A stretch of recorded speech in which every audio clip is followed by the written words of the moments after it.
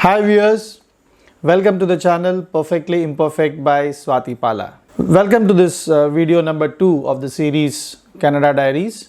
In this series, both me and Swati Pala are going to share our experiences as we move to Canada. In this video, we would be looking at what is Expressentry system and what is Comprehensive Ranking System Score, shortly called CRS Score. Let's look at it. The definition of Expressentry system as per IRCC departmental regulations is it's an electronic system for submitting an expression of interest.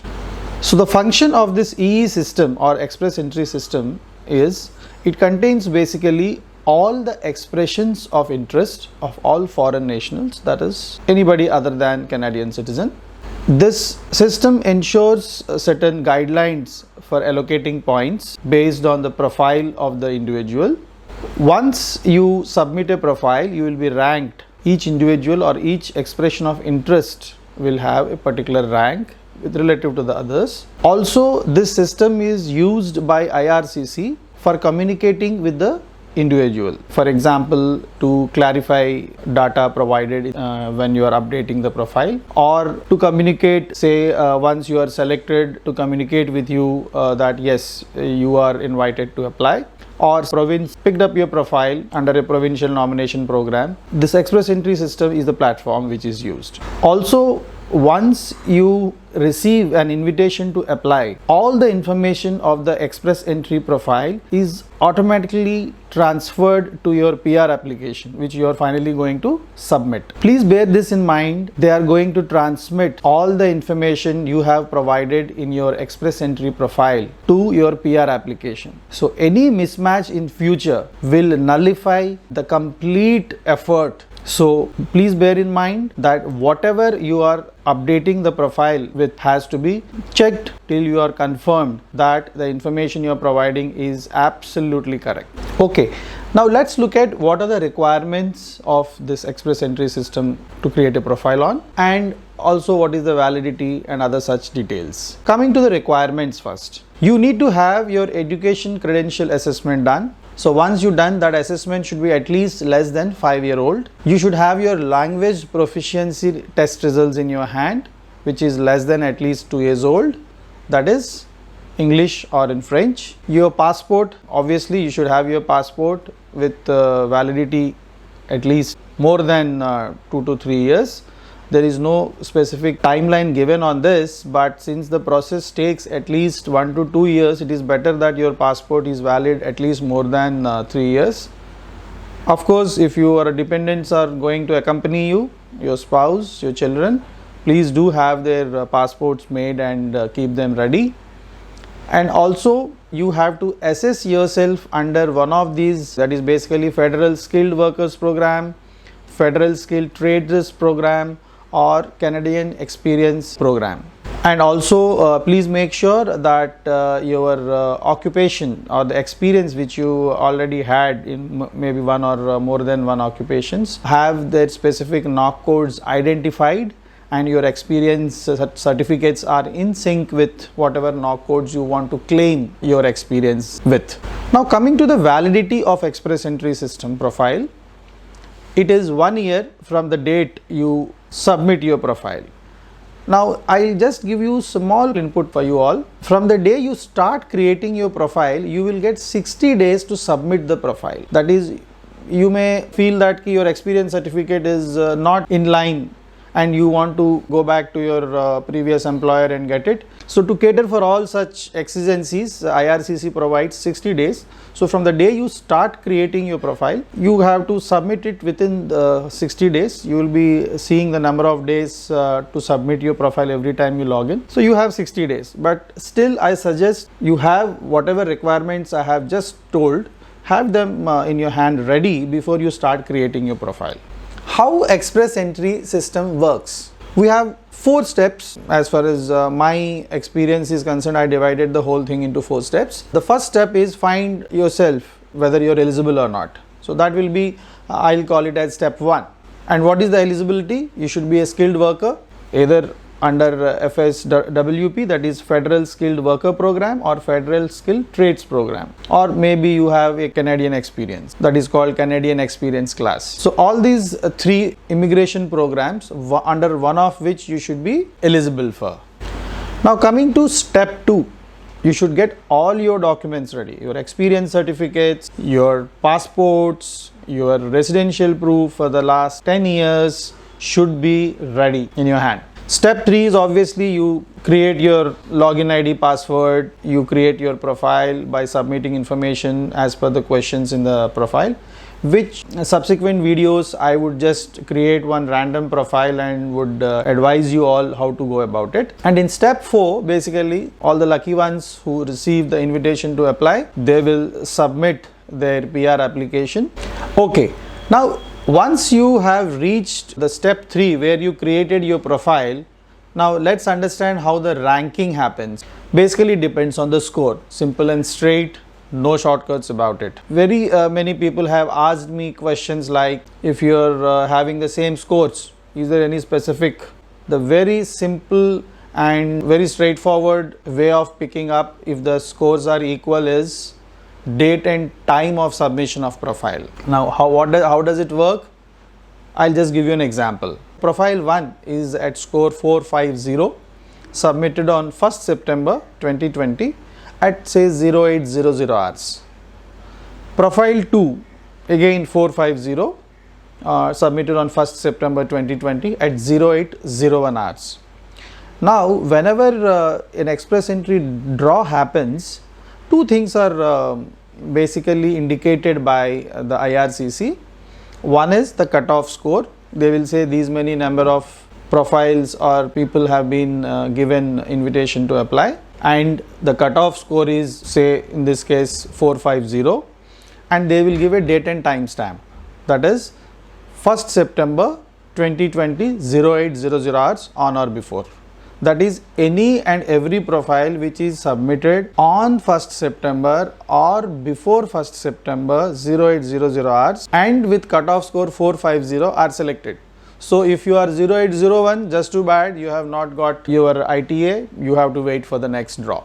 That is how it works. Okay viewers, now we have understood what is Expressentry system. Now let us try to understand what is comprehensive ranking system guidelines, how you are given score. Basically the definition of comprehensive ranking system, if you go to the IRCC departmental or regulations, it says points based ranking system used to assess, score and rank each Expressentry profile. Now first of all, let's understand this. CRS score maximum is 1200. There are so many inputs being given, 600, 800, 900. It is 1200 is the maximum. Okay, now this is based on core human capital factors. What are those? For a given individual, his or her age, his or her level of education, what you will be proving through education credential assessment, then the language proficiency, what you will be proving through your IELTS score or TOEFL score, and your work experience, which is again classified into Canadian and foreign. If you have Indian experience or any other national, Sri Lankan, Nepal, Pakistan or whatever, those people will be foreign experience. Now the second factor of the CRS score after the core human capital factors is accompanying spouse stroke common law partner. Now how much she will contribute if she is accompanying you? 40 points. Now if you just look at the slide, my second bullet says in the brackets against core human capital factors, it says maximum 500 or 460. So if you are accompanying or your spouse is accompanying you, your core human capital factors are assessed for 460 points and the remaining 40 will be based on your spouse level of education, language proficiency and work experience, either Canadian or foreign. Whereas if spouse is not accompanying you, you will be assessed for 500 points for core human capital factors. I think this is very clear, core human capital factors and the score being contributed. Okay, now after that, the third factor is skill transferability factor. Now this is a slightly tricky one. It provides basically maximum of 100 points. Now it depends on 5 again sub factors. It depends on a combination of level of education and official language proficiency. That is, say you are a postgraduate and your English language proficiency, say you have got Canadian language benchmark of 9, CLB of 9, you may get certain amount of points. But if you are a postgraduate but your CLB is 7 or 6, you will get slightly lesser points. Level of education and Canadian work experience. So this is for a person who is applying under Canadian experience class, CEC. He all will have a different set of skill transferability point score given.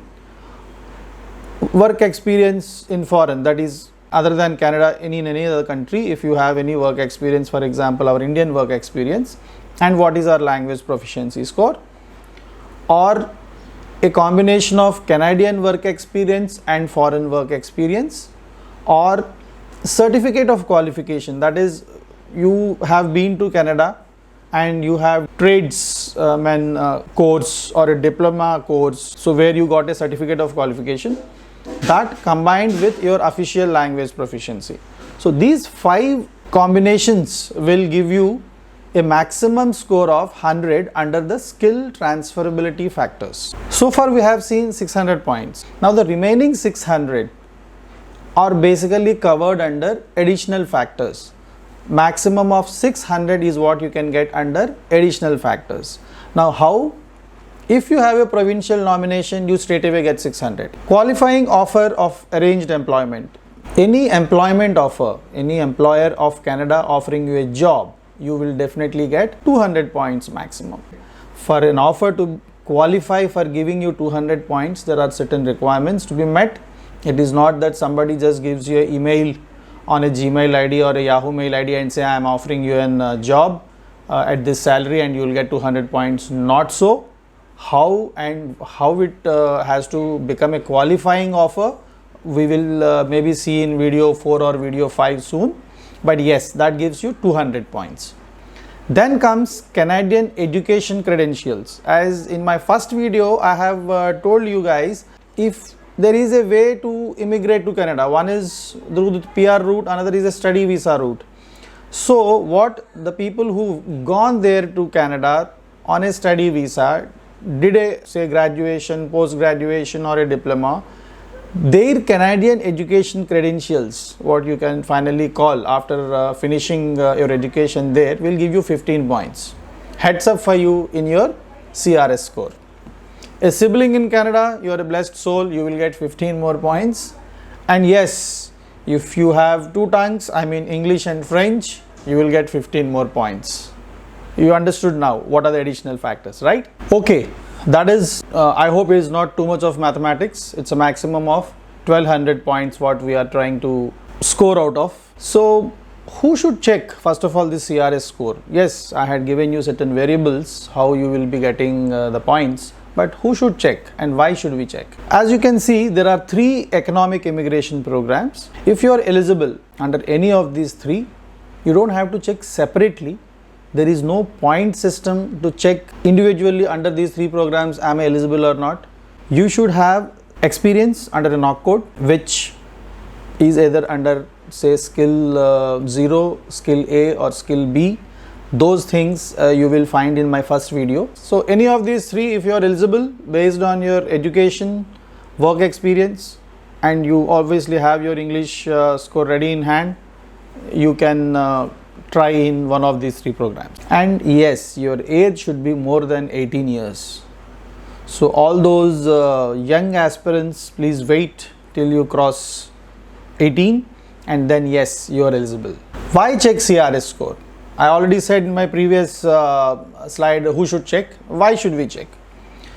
Because you can yourself assess straight away on the Canadian government website of IRCC and keep changing the variables, keep changing these age, education experience and English proficiency with without spouse also, and see where you stand and what to do All these things will help you in improving your CRS score if you are really keen to move to Canada. How this is really going to affect, we will see in our next video, that is video number 3, understanding CRS score. Bye, see you. Okay viewers, please do subscribe this channel, and if you want to get notified, press the bell icon. Also, if you really liked the content, please do share and give a thumbs up.